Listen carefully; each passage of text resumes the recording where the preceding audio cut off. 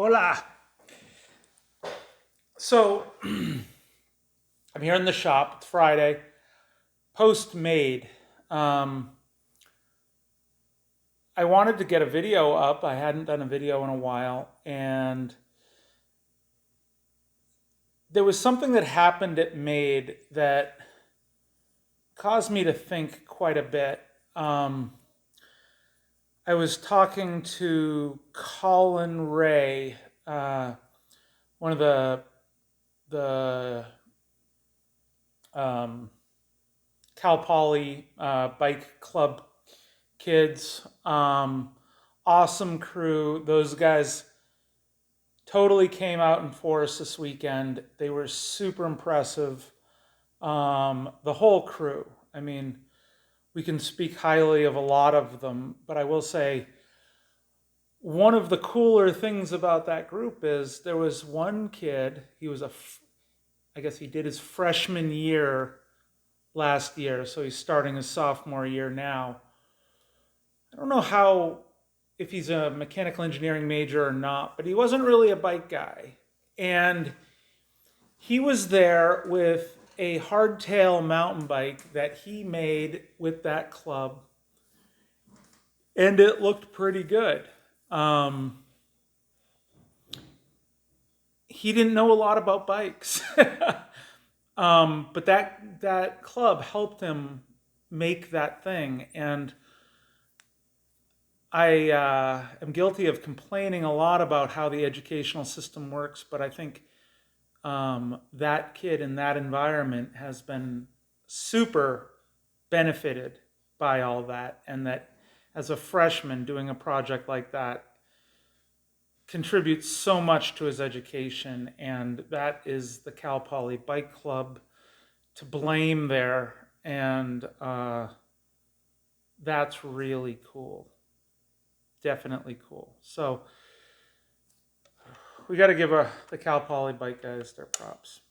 But I was talking to Colin Ray, and I think I was laughing about how smart they were and how dumb I am. um, they're a smart group of kids. But I mentioned at one point in the discussion that I was self-taught regarding engineering and all this stuff. And during my drive home, and I had 10 hours to think about it because it was quite a slog to get up there, I really regretted that statement. Um, that statement was both not true and very problematic. Um, I think it's true. I haven't taken a lot of formal engineering classes in schools. You know, I did some, I did my calculus, I did my physics, that kind of thing. But life has a strange road. But I got pretty good grades in those subjects when I returned to school. I think I was talking, actually, when I think about it, about being a late bloomer. And it's kind of been a topic of the summer, being a late bloomer. And it's interesting. I told them my brain didn't really start really coming on until I was 28 or so, 27 or 28. Um, and, sure, I can be a late bloomer all I want, but I'm not self-taught. I have been lucky enough to be around some extremely good mentors over the years. And I'm just going to take a quick time, and I've done a blog post about this, but this is current and we're in the video world. Um, I would say, my father wasn't a great mentor for me, but there were certain things about what my father taught me when I was young that are valuable for me. So it's kind of a neutral effect. There were lots of bad lessons and problematic things, but there were also some important things that I am grateful for. but I don't really count him as being the greatest mentor. Um, but the first one would be Zito at Maximus. Maximus was a wonderful place. That was a skate park that we built in Boston. Zito owned it. He was a total kook and probably one of the most beneficial people that I know of. He had a profit motive in terms of he had to run a company and sell skateboard stuff.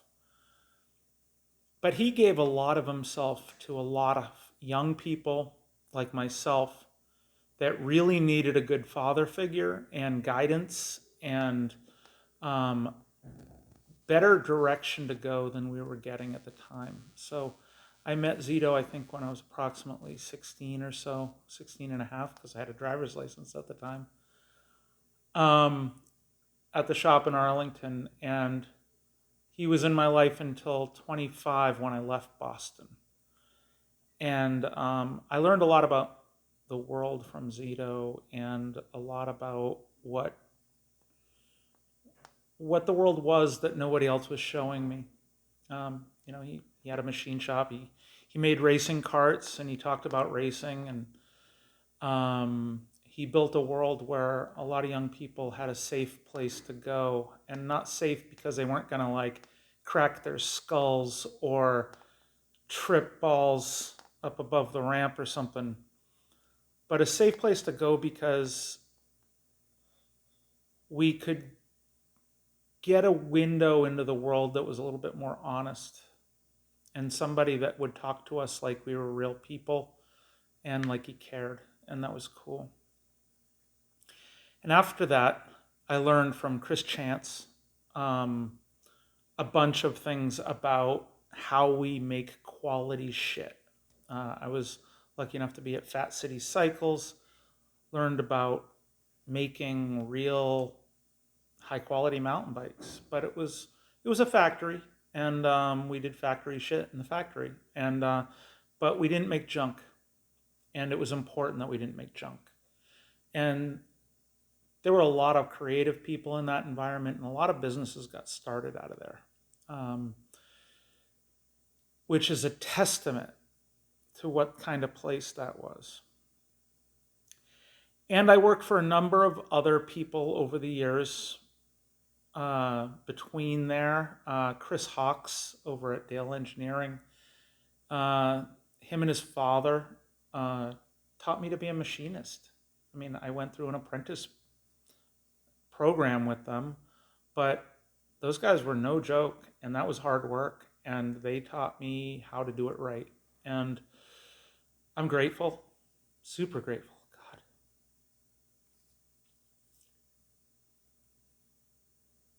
And then I met Mark Salvesberg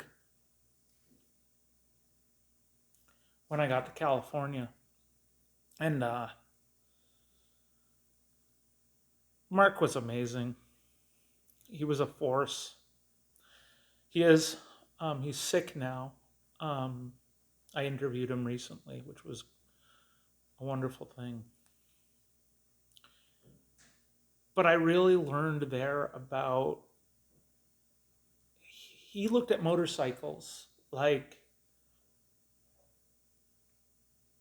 they were everything. Um, and working on those power plants, he was so driven, and I obviously learned a lot there. And a number of other people. I actually had a junior college teacher after that, my Calc 1 teacher, Kirby Boonis, I think her name was. God, she was hard. She made calculus. She presented calculus very well, and it was hard, and I had to step up. I really had to step up. And I think intellectually, that process, just that one course, and what I went through for getting through that and surviving her class, um, kind of made me know that I could do anything intellectually if I set the time to put my mind to it and set my time aside for it. Might not be the fastest learner in the academic sense or the best learner, but it taught me that I could do that kind of stuff. And obviously now I'm at a university and I've worked with a couple people that were utterly mind-blowingly intelligent, uh, particularly Barbara Newhouser and oh gosh, drawing a blank. The chair that hired me. I can see him. When you see people that are that smart in such a deep and thorough way, it's incredible and inspiring.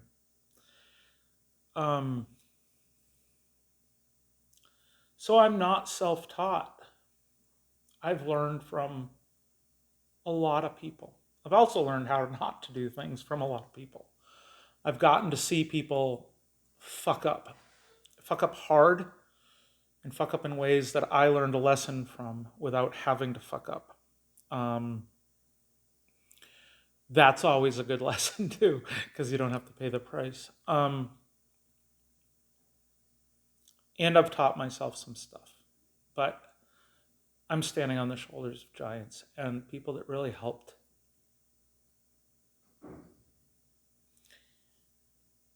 So yeah, I didn't want that to be part of the record that I said that. Some cool things are happening. I'm looking at some improvements on the Samantha fixture. Looking at these pillars. There's some things I don't like about these. I tried to use 80/20 for that. It looks cool. It's nice. I don't think it's as accurate or as rigid as it should be. And I'm going to raise the center line up 20 millimeters. Get a little bit more welding access. And here at the university, new semester, I think I'm going to teach a drone class. I've got some drone guts here and stuff, but I actually ordered some drone parts. And I decided that a drone project for students would be a really good one. This is obviously 2D cutout structure.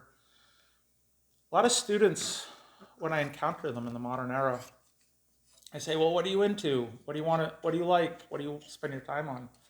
And they don't have any interests. They don't have things that they're doing. It's really hard to have a machine shop and say, well, I can help you, but you don't have anything you're working on, so whatever. And while I work on bicycles, that actually isn't a thing right now. Not too many kids are into that. Or skateboards, or motorcycles, really. But it seemed like the drone project thing could be a really good gateway. $200 essentially is the entrance fee for putting together a small drone kit that can carry a camera or whatever instrument you might like. You learn a lot of things.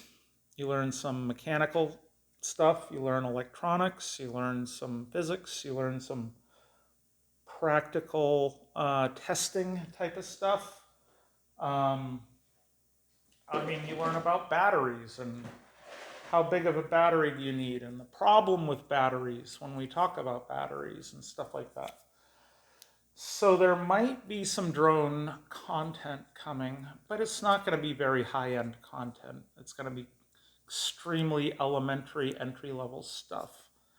And my goal effectively is to create something that is easy for me to put in front of a student and get them thinking about all the cool stuff they could actually do if they actually have a direction. And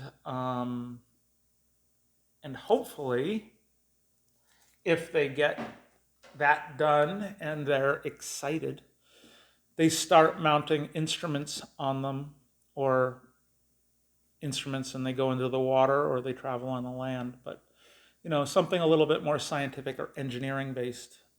regarding data collection or measurements or whatever we do with drones. I don't think I'm going to have any grenades dropped on anything, even though what a great use for a drone. So anyway, that's what's going on in the shop here. If anyone's around and they know drones and they're experts at drones, contact me and maybe give me some points of order on that. One of our former students was a drone racer, so I've gotten some info from him. But you know, any direction helps. Yeah, yeah, there we go. Oh, and optics. So I had the laser alignment system. I need to make an optical system for aligning that. So that's coming up maybe in the spring. I don't know. I'm running out of money. Or the money's not coming in as fast as it's going out. Okay, so there you go. That's the update. Oh, well, one more thing regarding numbers.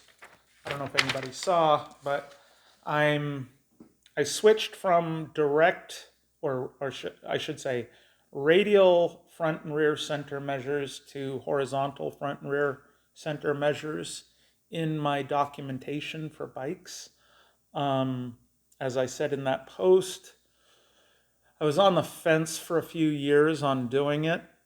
Kind of stayed radial for expediency, but it never stopped nagging at me that it wasn't the correct way to do it from a mechanical point of view or really defining the bike. So I've switched over a lot of stuff for that. Hopefully more people get talking about that kind of difference. But it's not the easiest thing to talk about when we're on the floor. And I guess way back there, I guess if I look right here, if you see there's a total station, and there's a total station blog post coming in terms of how to use it for measures. If you're a motorcycle person, if you know the CompuTrack chassis measurement system, they use a total station in that, and I'm just kind of playing with one and looking at what we can do with a total station in the workshop. It's pretty cool. All right, there we go. That's just my video update. How's that? Maybe we need to do more video updates, but I hope I start doing some stuff that people are stoked about. All right, bye.